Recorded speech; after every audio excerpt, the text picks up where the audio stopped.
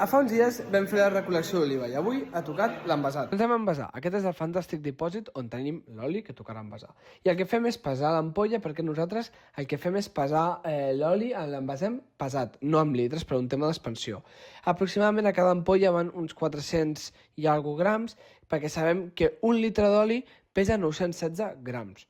No és la regla 1-1, això només passa amb l'aigua.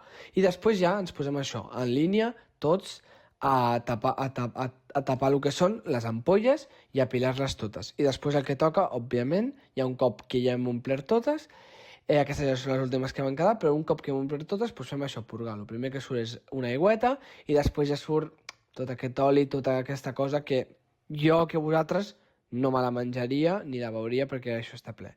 I aquí al costat ara veureu que el que estàvem fent, perquè estàvem a la cuina, estàvem fent els entrepans. I dit això, petits agricultors, demà més i millor, doneu like.